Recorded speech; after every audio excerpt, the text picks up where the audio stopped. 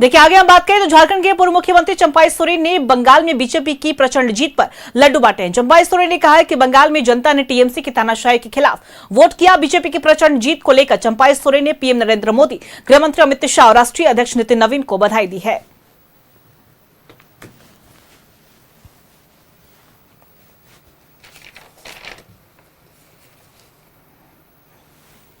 चंपाई सोरेन जी हैं, क्योंकि जब चुनाव शुरू हुआ था पश्चिम बंगाल का तो ये बातें आई थी कि कई स्टार प्रचारक झारखंड से जाने वाले हैं, लेकिन जो व्यक्ति वहां पहुंचा और वो लगातार पूरे ग्रामीण क्षेत्रों में ये जमे रहे और जिन जिन विधानसभा सीट क्षेत्र में इन्होंने कैंपिंग किया है, सारे के सारे विधायक जीत गए हैं।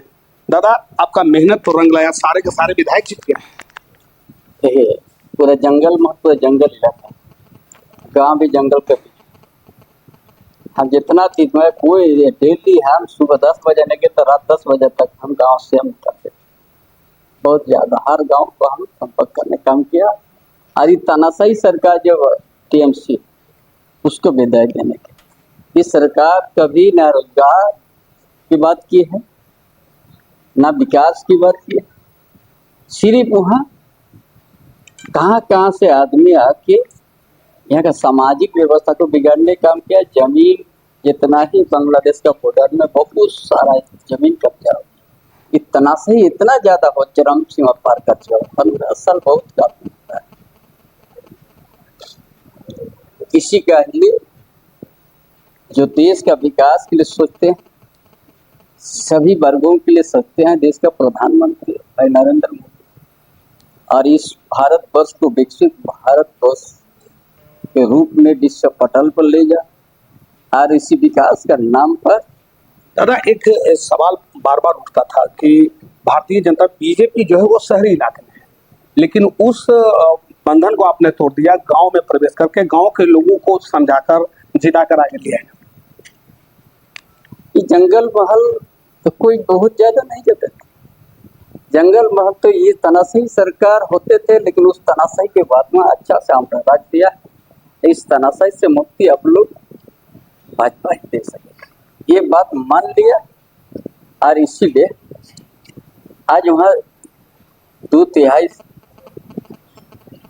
से जीत रहे भाजपा। दादा, एक आपका मछली वाला सुन रहे थे कि 35 लाख बड़ा हिट हुआ। ऐसा भी कहा जाता है कि मछली बड़ा शुद्ध है और पश्चिम बंगाल में मछली का एक अलग महत्व है, तो मानते हैं कि वो मछली जो है कि वो शुद्ध जो है कि वो शुद्धता दिखा दिया।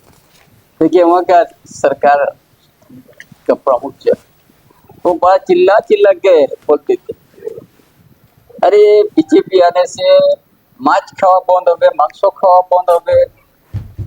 हमला ऐसा तो कभी नहीं हुआ। हमला गोटा माछ हम भी खा दिया, हम लोग खाते हैं, तो बंद नहीं होगा। ये तो जो जिसका है वो वैसे ही रहेगा। तो आप भी जानते हैं, हम भी जानते हैं। हम लोग जिस दिन पूजा करते उस दिन ये सब नहीं करते, बाकी दिन तो हम लोग खाते हैं। ये तो हम लोग का रीति रिवाज सारा बांधा हुआ है। दादा, एक अंतिम सवाल है कि आपका एक बड़ा मुद्दा था शुरू से कि बांग्लादेशी जो है घुसपैठी, उस पर रोक लगाना होगा तभी देश बचेगी, और पूरे देश में ये मुद्दा गया।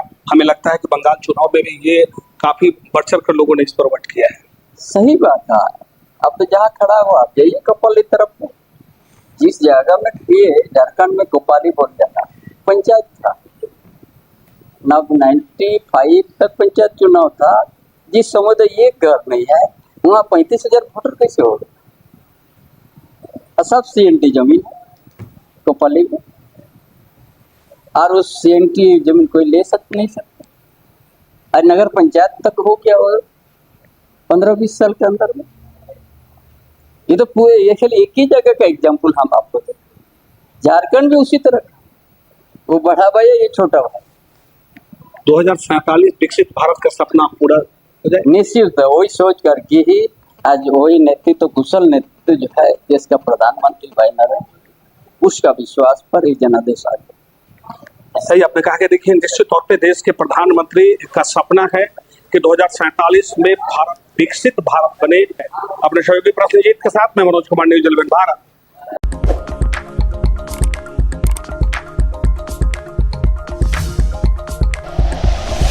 Like and share videos, subscribe करें हमारा चैनल और प्रेस करें बेल आइकॉन। न्यूज़ 11 भारत, सच है तो दिखेगा।